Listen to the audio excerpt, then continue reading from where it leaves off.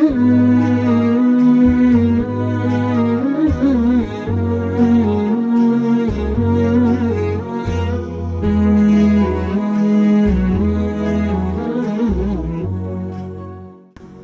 الرحمن الرحيم الحمد لله والصلاة والسلام على رسول الله رب اشرح لي صدري ويسر لي أمري واحلل عقدة من لساني يفقه قولي أما بعد السلام عليكم ورحمة الله تعالى وبركاته عزيز وقدرلي عرب تili ixlosmandlari, bugun sizlar bilan arab tilini o'rganishning ahamiyati, foydalari va arab tilini o'rganishda e'tibor berilishi muhim bo'lgan omillar haqida gaplashamiz.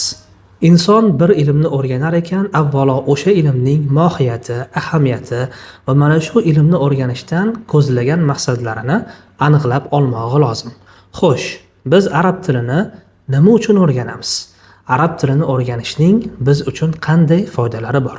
Bu savolga javob berishdan oldin, keling, arab tilining o'ziga xos bo'lgan ba'zi xususiyat va jihatlarini ko'rib chiqib, bu til haqida yanada ko'proq ma'lumotga ega bo'lib, uni yanada yaqindan tanib olishga harakat qilamiz.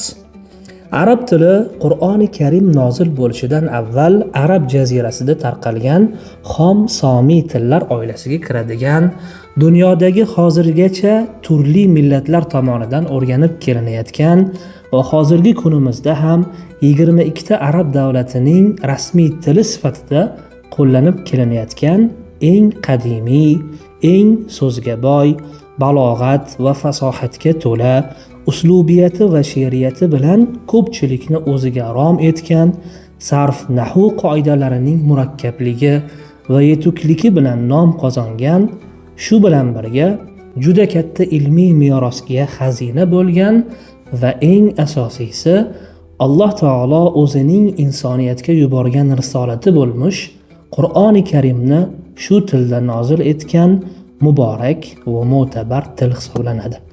Shu o'rinda ajib bir naql yodimga tushdi. Man fatatuhul arabiyya fatahul jamal. Kimki arab tilini o'rganishdan bebahra qolsa, u barcha go'zalliklardan bebahra qolibdi. Arab tilini o'rganishlikda bizga bir nechta foydalar bor. Ulardan eng asosiylarini sanab o'tamiz.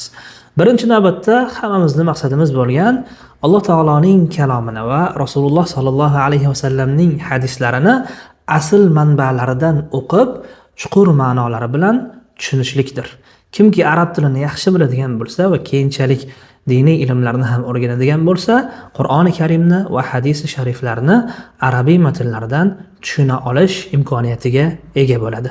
Bundan tashqari, arab davlatlariga boradigan bo'lsak yoki arab insonlar bilan, arab millatiga mansub bo'lgan insonlar bilan muloqot qiladigan bo'lsak, ularni oson tushuna olamiz va o'zimizning fikrlarimizni ularga osonlik bilan tushuntira olamiz va xususan haj va umra ibodatlari uchun borganimizda bemalol yo'limizni topib ketamiz, insonlar bilan bemalol muloqotga kirisha olamiz. Arab tilini bilishning yana bir eng katta foydalaridan biri ulkan ilmiy merosga kalit. Ya'ni arab tilida yozilgan juda ham ko'p adabiyotlar bor, manbalar bor. Xoh ilmiy bo'lsin, xoh badiiy bo'lsin, xoh diniy bo'lsin, xoh dunyoviy ilmlar bo'lsin, juda ham ko'plab kitoblar, ilmiy meroslar arab tilida yozilgan bo'lib, biz arab tilini bilish orqali o'sha kitoblarni o'qib, tarjima qilish, tushunish va boshqalarga yetkazish imkoniyatiga ega bo'lamiz. Biz arab tilini o'rganish orqali adabiy va balog'iy imkoniyatlar eshigini ochamiz. Ya'ni arab tilida yozilgan she'rlar, nasrlar, matnlarni o'qish orqali fikrimizni o'stirish, dunyoqarashimizni kengaytirish imkoniyatiga ega bo'lamiz. Va arab tilini bilishning yana bir eng katta foydalaridan biri, biz o'zimizni tilimizni ham arab tilini bilish orqali yanada chuqurroq anglashimiz mumkin. Negaki, o'zbek tilida biz ishlatadigan so'zlarimizning juda ham ko'p qismi bizga arab tilidan kirib kelgan bo'lib, bu so'zlarning ma'nosini arab tilida agar biz biladigan bo'lsak, o'zbek tilidagi ma'nolarni ham yanada chuqurroq bilish imkoniyatiga ega bo'lamiz. Xo'p, endi bugungi videomizning eng muhim jihatiga o'tamiz. Arab tilini samarali o'rganishda nimalarga e'tibor berishimiz kerak? Avvalo har bir ishda bo'lgani kabi ixlos bilan yondashishimiz kerak.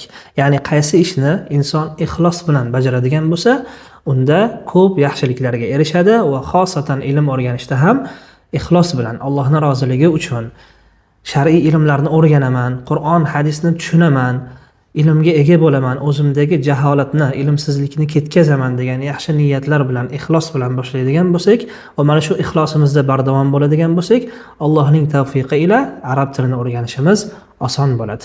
Va shu bilan birga eng muhim omillardan yana biri bu bardavomlik. Har qanday ishda bardavomlik bilan ulkan natijalarga erishish mumkin bo'ladi. Arab tilini samarali o'rganishda yana bir muhim omil bu maqsadni to'g'ri belgilab olish. Maqsadlar har xil bo'lishi mumkin, lekin uni avvalidan belgilab olish kerak.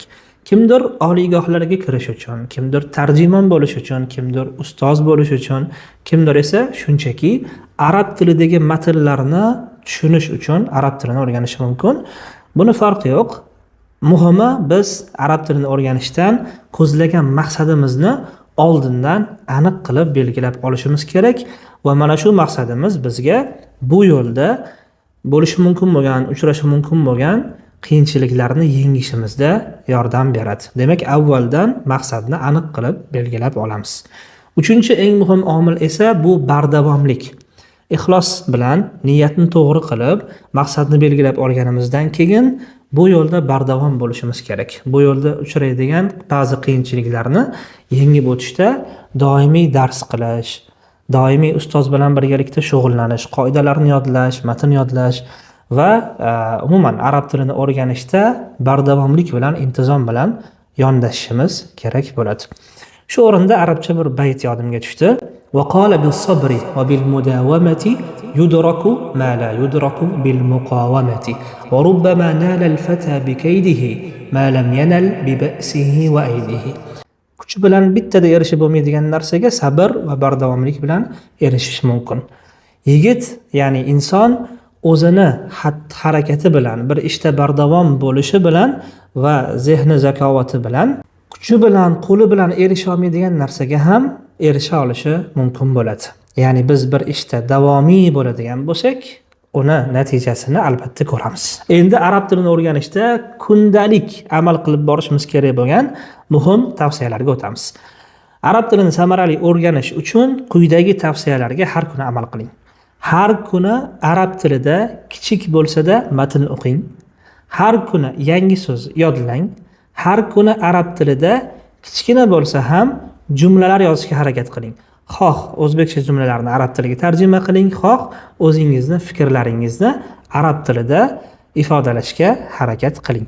Bundan tashqari arab tilida kundalik eshitish bilan shug'ullaning.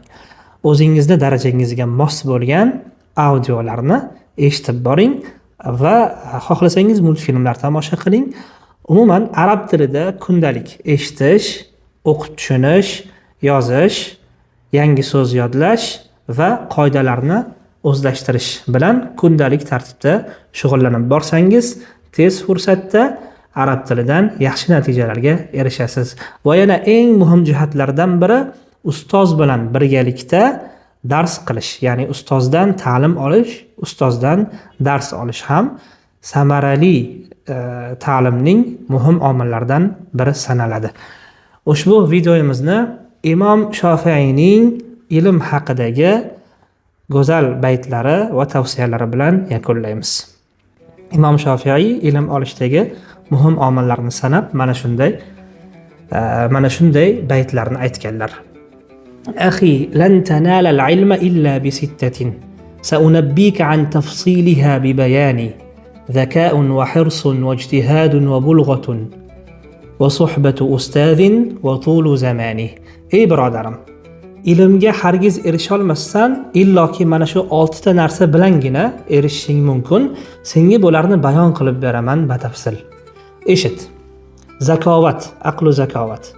Va hirs, ya'ni qattiq xohish. Zaka'un va hirsun va ijtihadun va ijtihod, harakat qilish. Va bulghatun va yetuklik. Ya'ni balog'at yoshiga yetgan bo'lish, aqlu zakovati joyida bo'lish. Zaka'un va hirsun va ijtihadun va bulghatun va suhbatu ustazin va ustozning suhbati, ya'ni ustozdan ilm olish, va tulu zamani va uzoq muddat, ya'ni ilmni birdaniga qo'lga kiritib bo'lmaydi. Ilmni qo'lga kiritish uchun va ilmda yuksak darajalarga erishish uchun albatta o'ziga yarasha muddat, zamon kerak bo'ladi. Alloh taolo har birimizni o'zining kalomini va payg'ambarining tili bo'lmish arab tilini go'zal tarzda o'rganib, bu ilmni yaxshilik sari sarflamog'imizga nasib etsin. Ta'allamul arabiyya. Hayyakumulloh.